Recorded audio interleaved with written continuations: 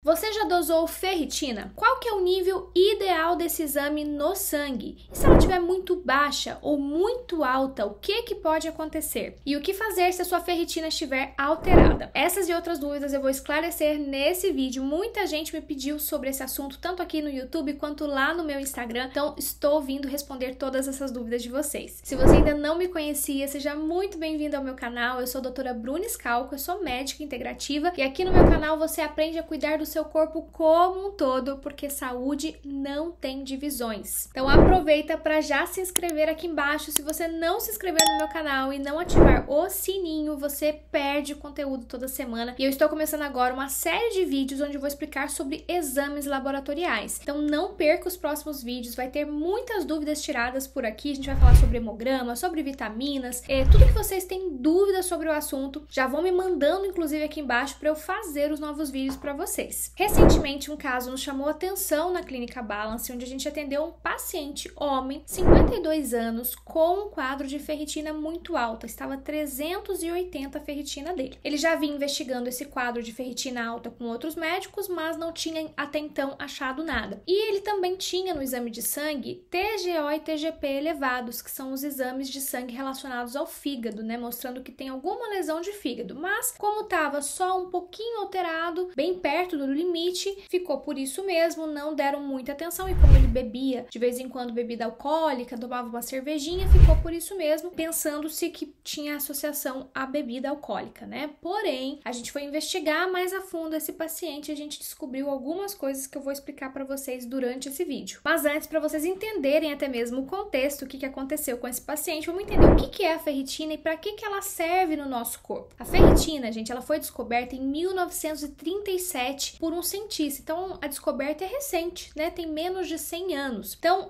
um cientista estava ali pesquisando o fígado de um cavalo e viu ali uma proteína que tinha muito ferro dentro. Então, ele foi lá no microscópio identificar o que era isso e viu que era um complexo de proteínas que armazenava ferro. Então, por muitos e muitos anos, achou-se, né? Ele deu o nome de ferritina, achou-se que esse complexo de proteínas servia para isso, somente para armazenar ferro. E realmente é uma das ações principais da ferritina no nosso corpo, armazenar o ferro que a gente adquire através da nossa alimentação. Então você comeu um alimento rico em ferro, uma carne, uma verdura que tem ferro, uma folha verde escura, você vai digerir isso, o ferro vai entrar na corrente sanguínea e ele vai ser armazenado com a ferritina, né, com essas proteínas que se ligam ao ferro, porque o ferro sozinho ele fica circulando no sangue e vai ser armazenado principalmente lá no fígado em forma de ferritina. Porém, ali na década de 70, em torno de 1970, eles descobriram, né, outros cientistas avaliando sobre a ferritina, que ela não tinha somente esse papel no corpo, mas sim estava relacionada também como um marcador inflamatório relacionado a diversas doenças. Então, eles começaram a identificar que níveis elevados dessa proteína no sangue estavam relacionados a aumento de inflamação corporal. E realmente hoje, né, nós sabemos e nós usamos como marcador de inflamação também. Então a ferritina hoje, ela nos dá um parâmetro principalmente de como está o estoque de ferro, porque o ferro, gente,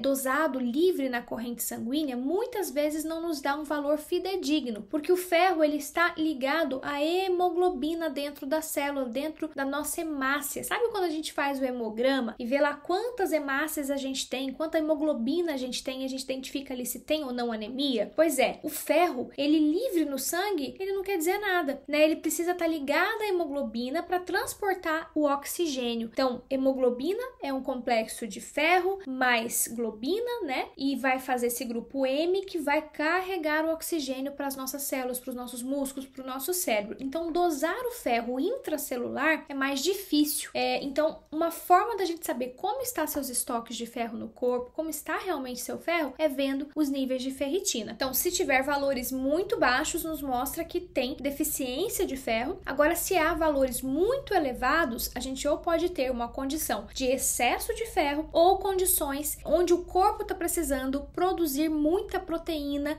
chamada de ferritina para combater algum processo inflamatório no nosso corpo. Então, valores elevados de ferritina, você tem que pensar em doenças inflamatórias e infecciosas, como por exemplo, doenças doenças de artrite reumatoide, lúpus, doenças autoimunes em geral, Hashimoto, né, que é a doença da tireoide, doença inflamatória intestinal, qualquer condição inflamatória crônica, qualquer doença autoimune crônica, leva-nos a aumentar as proteínas e uma delas é a ferritina no corpo, tentando ali combater aquela inflamação. Outra coisa que a gente tem que pensar, doenças hepáticas, como hepatites, né? Inflamação do fígado pode ser causado por vírus, né? Como hepatite B, hepatite C, ou até mesmo uma reação de hepatite pós uma virose, como Covid, dengue. Todas essas viroses podem causar doenças hepáticas. A doença hepática alcoólica, né? O consumo excessivo de álcool pode levar também a gerar aumento de ferritina e até mesmo a cirrose, que é a cicatrização do fígado, quando o fígado está inflamado e vai passando ali por aquele processo de inflamação até virar uma cicatriz, como se fosse uma cicatriz que a gente faz no braço, né? A gente inflama, depois a gente cicatriza. E o fígado, multiplamente, todos os dias sendo inflamado, porque você come um monte de toxinas, está ingerindo alimentos que estão te fazendo mal, te inflamando, bebendo bebidas que te fazem mal, você vai inflamando e vai cicatrizando o fígado, gerando a cirrose. Outras causas que a gente tem que pensar, certos tipos de cânceres, principalmente leucemia e linfoma, câncer de fígado, tumores de fígado também podem aumentar a produção de ferritina, distúrbios metabólicos como diabetes tipo 2, dislipidemias, né, que é o aumento do colesterol, dos triglicerídeos, e até mesmo a obesidade pode levar ao aumento de ferritina, porque é um estado onde o corpo está inflamado. A gente também tem que pensar em anemia hemolítica, né, onde há destruição de glóbulos vermelhos, daí aumenta muito ferro e esse ferro precisa ir para algum lugar. Então, quando você está destruindo hemácias, uma anemia hemolítica, você acaba tendo que depositar esse ferro em algum lugar e vai aumentar os estoques de ferritina. Doenças renais, como insuficiência renal, também pode aumentar a ferritina e excesso de suplementação de ferro. A gente não pode,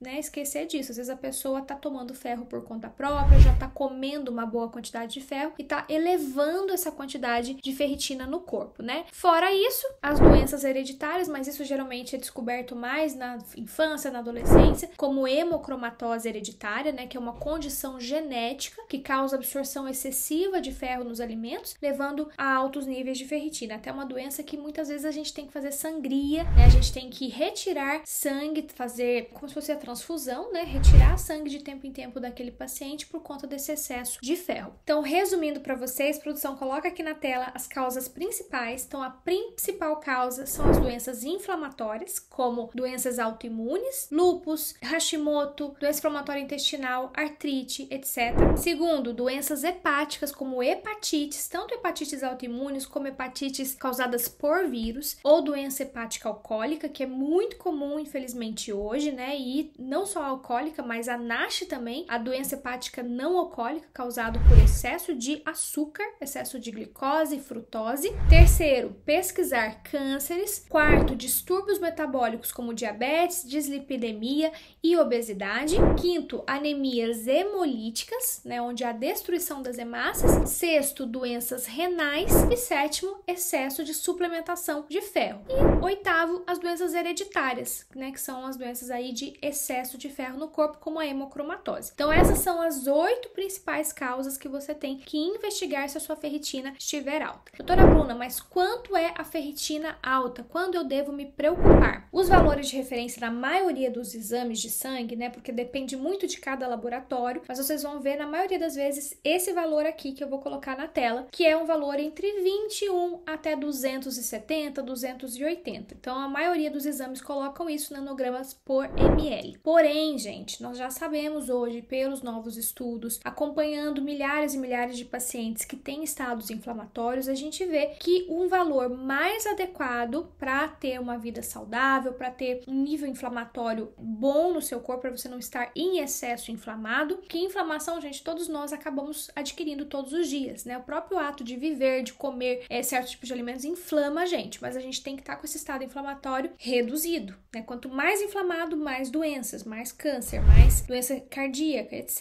Então, a gente tem que estar em torno de 70 a 150. Para mulheres, de preferência, deixar em torno de 90 para cima, tá? Porque mulheres sangram todos os meses. Mulheres têm menstruação mensalmente. Então, sangrou um pouco mais, menstruou um pouco mais, vai cair esse ferro e essa ferritina também. Então, deixar ali em torno de 90, 100 é o melhor. Acima de 150, você já tem que ter aí um ponto de interrogação, já tem que levantar um alerta para que isso não vá progredindo e piorando. Em estados e doenças inflamatórias, doenças mais importantes como cânceres e até mesmo doenças autoimunes, hepatites, a gente vê a ferritina mais elevada, em torno ali de 300, 350. Então, valores muito altos, a gente tem que parar e observar como esse paciente, né, que estava com ferritina muito elevada, a gente precisou investigar ele. No caso dele, a gente investigou tudo quanto é marcador de doença autoimune, hepatites, doenças inflamatórias do intestino. Ele não tinha nenhum quadro específico, né, clínico, relatando o intestino alterado, então a gente descartou essa possibilidade. E ele tinha um quadro de fraqueza, de cansaço e um pouco de dor nessa região aqui, bem embaixo da costela, que é na região do fígado mesmo, né, que a gente chama de hipocôndrio direito. Então, como ele tinha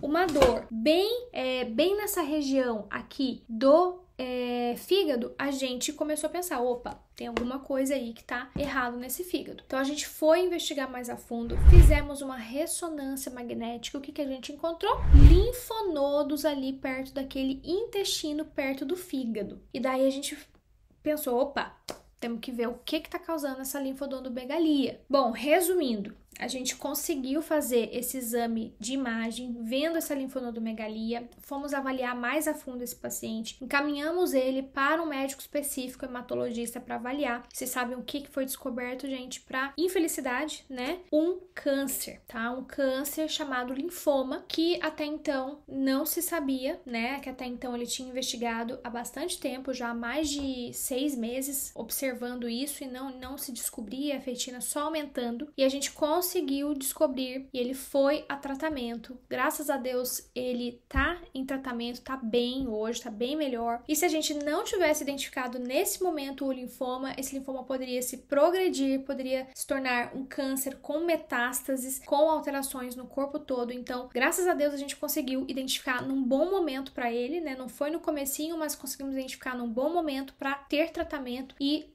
possibilitar aí ele se livrar desse câncer, né? E quando a gente tem esse problema, a gente tem que também pensar nesse estado inflamatório crônico. Então a gente tratou toda a inflamação dele, melhoramos a alimentação, o estilo de vida, melhoramos a parte intestinal para que ele pudesse estar bem clinicamente, até mesmo para poder combater, né, o câncer. Melhorar as vitaminas, os minerais, tudo isso para que o sistema imunológico dele funcionasse adequadamente. E ao contrário, ferro e ferritinas baixo, né? Você tem ali abaixo de 70, que inclusive você não pode doar sangue. Você vai lá às vezes doar sangue, ninguém dosa a ferritina, você nem sabe quanto tá. Então não doe sangue se você tiver com ferritina baixa, porque você vai estar dando o pouco que você tem. Você vai ter queda de cabelo, cansaço, fadiga, e inclusive você pode ter problemas de tireoide, porque a tireoide precisa do ferro e ferritina para poder fazer a sua ação, fazer a produção de hormônio tireoidiano. E você vai ter hipotireoidismo por baixa quantidade de ferro. E muita gente, inclusive, está tratando já hipotireoidismo, tomando T4, T3 e nunca dosou ferro e ferritina, não sabe quanto que tá a sua ferritina e acaba, às vezes, tomando remédio por anos, sendo que a causa raiz poderia ser corrigir esse ferro e ferritina e melhorar a produção de hormônio tireoidiano. Então, se você tem ferritina baixa, pode ser, primeiro, baixa ingestão de ferro na sua alimentação, não tá comendo bem feijão, carne, espinafre, outros vegetais verdes escuros que tem muito ferro, você tá tendo uma alimentação muito pobre, rica em pães, carboidratos, massas, tem pouquíssimo ferro, né, arroz, então você pode estar deficiente aí na sua alimentação. Outra coisa é que você não pode estar absorvendo bem, então tem pessoas que têm doença celíaca, doença de Crohn, doença inflamatória intestinal, às vezes o intestino tá hiperpermeável, o intestino inflamado que não absorve bem o ferro, e você come, suplementa ferro oral, tem muita gente, né, você já suplementou ferro oral e não subiu o teu ferro e ferritina? Comenta aqui embaixo para mim se você teve esse problema. Pode ser que a sua absorção não esteja boa. Então tem que investigar como é que tá esse intestino. Outra coisa, perda de sangue nas fezes. Muita gente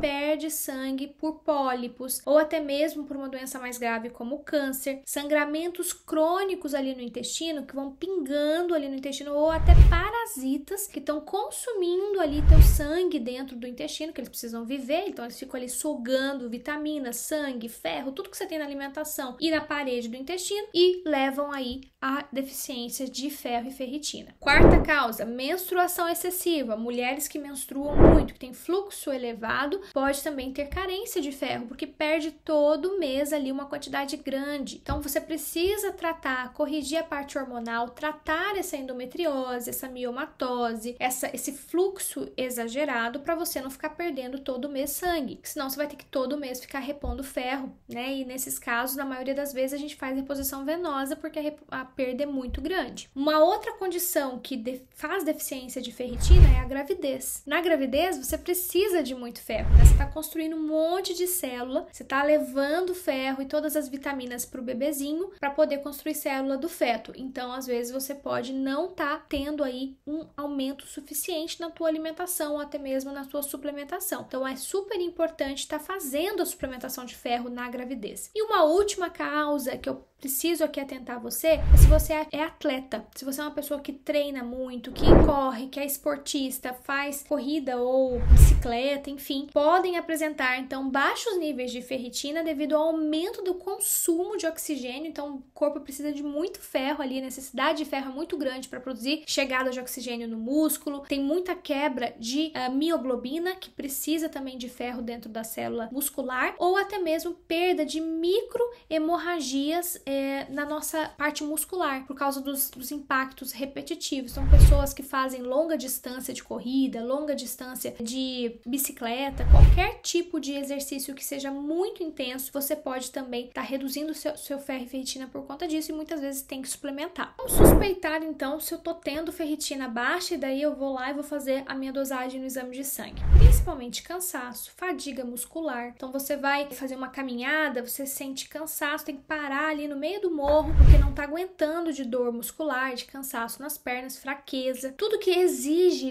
de oxigênio, de levar hemoglobina para as células, né, que carregam o ferro, e o oxigênio você pode ter alteração. Alterações de cognição, memória, raciocínio mais lento, pode ser um sinal também de ferritina baixa. Você pode começar a ficar mais pálido, né? Olha que a parte dentro dos olhos pode estar muito pálido por conta justamente da anemia, porque ferro baixo vai causar anemia ferropriva, né? Que é a redução da produção de hemácias, que são as células hematológicas, células vermelhas, justamente porque não tem ferro para produzir, não tem ingrediente para produzir a célula. Falta de ar, tonturas, palpitações podem também nos levar a pensar em baixa ferritina, queda de cabelo, unhas quebradiças. Então, se você tem algum desses sintomas, você tem que pesquisar sua ferritina, tá bom? Comente aqui embaixo se você tá tendo algum desses sintomas e se você já dosou sua ferritina. Eu quero te conhecer. Então, o diagnóstico é muito simples. Você vai lá, vai dosar no seu sangue ferro e ferritina. Então, os níveis de ferro têm que estar bons, né? Aí acima de 100, pelo menos, e os níveis de ferritina em torno de 70 a 150. Então, agora eu identifiquei no meu exame de sangue que eu tô com ferro e ferritinas muito baixas. Tô com ferritina, por exemplo, abaixo de 30, que é uma quantidade muito ínfima, tá? Você não tá conseguindo produzir adequadamente as células, produzir hormônios, então vai impactar muito na tua saúde, no teu bem-estar. Esse valor já é geralmente indicado uma reposição venosa. Entre 30 e 100, a gente vai avaliar teus sintomas. Se você tiver com uma anemia ferropriva grave, como a hemoglobina, por exemplo, de -8, já é obrigatório fazer reposição venosa. Se esperar o ferro oral fazer efeito, vai demorar muito e você vai ficar ali sentindo tudo isso, todos os sintomas e pode até ter uma complicação cardíaca por conta dessa anemia. Outra condição que a gente indica a reposição venosa é a falha na resposta ao ferro oral. A pessoa já está usando ali há 6 meses, 1 ano, tem pacientes que a gente às vezes atende, né, que já está usando há muito tempo o ferro oral e não consegue absorver bem. A gente indica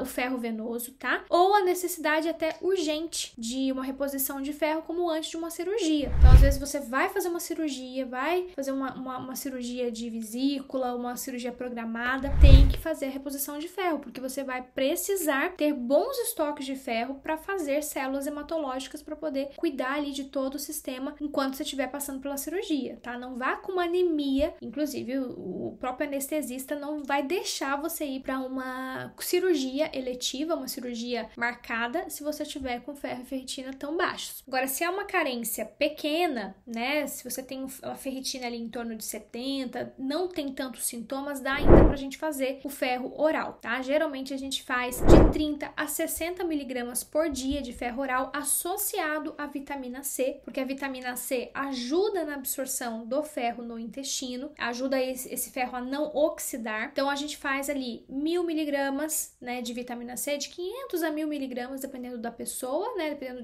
do que a pessoa come também. Se, por exemplo, comer muito limão, chupar muita laranja, tá comendo bastante vitamina C, a gente não precisa repor tanto. Mas geralmente é 30 a 60 miligramas de ferro mais 500 a 1 grama de vitamina C junto. A gente pode fazer na mesma cápsula, na mesma fórmula, isso manipulado e tomar, principalmente perto das refeições, porque o ferro, gente, por ser um mineral, ele às vezes dá alterações gástricas, dá dor gástrica, mal-estar, arroto. Então, às vezes a gente faz pós-refeição, tá? E não é todo mundo que tolera, porque realmente tem efeitos colaterais gástricos. Posição venosa, a gente pode fazer 2 tipos principais. Primeiro, o Noripurum, que é mais barato. Geralmente, uma caixinha com 5 ampolas de 5 ml sai em torno ali de 80, 90 reais na farmácia. Você vai lá com receita, tá? Tem que ter receita médica. Você vai lá, compra, leva no seu médico que faz injetáveis ou até mesmo num hospital com um relatório dizendo por que você tá fazendo aquela reposição. Vai diluir ali no soro, né? A enfermeira vai diluir em 250 ml de soro uma ampola e vai correr lento. Tem que tomar bem lentinho. Às vezes na correria ali o pessoal bota aquilo para correr rápido, pode dar efeito colateral, palpitação, mal-estar, então tem que correr bem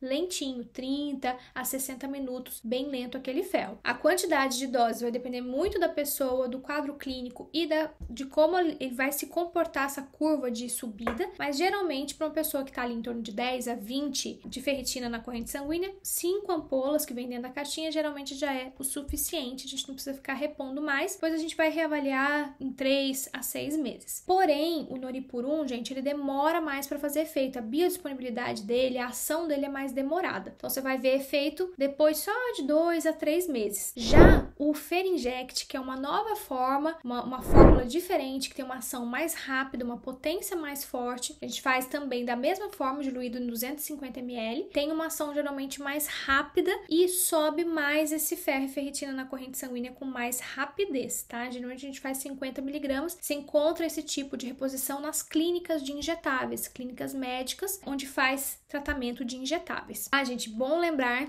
se você for tomar ferro oral, sempre procure um ferro quelado, tá? Esqueci de falar isso antes. O ferro ele tem que ser quelado para que ele tenha uma boa absorção, para que ele não irrite tanto a parede e a mucosa intestinal e gástrica, senão você vai ter mais efeitos colaterais ainda e vai ter uma absorção ruim, tá bom? Mulheres, chequem como está a sua ferritina. Tá abaixo de 90, abaixo de 70 é muito importante a reposição, senão você vai ter queda de cabelo, unhas fracas, cansaço, palpitação, fadiga, tudo isso que causa aí a falta do ferro no organismo e vai ter mais hipotireoidismo. Por isso que as mulheres, inclusive, têm tanto mais casos de hipotireoidismo que os homens, porque as mulheres têm sempre a tendência a ter mais deficiência de ferro e redução da ferritina, né? Justamente porque a mulher menstrua todos os meses. Então é importante você estar checando de tempo em tempo a sua ferritina. E homens, se tiver uma ferritina muito alta, acima de 200, 250 e não tiver nenhum problema crônico por trás, né? Nenhum problema clínico, você pode estar doando seu sangue, né? Isso vai trazer bem à sociedade, vai trazer melhora para outras pessoas que estão precisando de sangue e você vai reduzir a sua ferritina em excesso, porque ferro em excesso também enferruja o nosso corpo, enferruja o nosso fígado, faz ter oxidação, né? E a gente fica oxidado, a gente fica enferrujado e você vai ter mais doenças, tá bom? Gente, espero que vocês tenham gostado desse vídeo, que vocês tenham tirado todas as dúvidas de vocês sobre ferro e ferritina. Deixa aqui embaixo se você tem mais dúvidas sobre o assunto e eu peço para você também que deixe o seu joinha aqui para mim. Isso é a única coisa que eu peço. O canal aqui, eu faço vídeos todos gratuitos para vocês, toda semana tem vídeo novo no meu canal e a única coisa que eu peço para vocês é que divulguem, levem esses vídeos para outras pessoas que precisam entender sobre saúde. Você precisa tomar conta, né, da sua saúde, da saúde da sua família, então distribua esse vídeo para o máximo possível de pessoas, tá? Se inscreva no meu canal, não deixe de se inscrever aqui embaixo, senão você vai perder os novos conteúdos por aqui, tá? E compartilha. Um beijo para vocês e até o nosso próximo vídeo.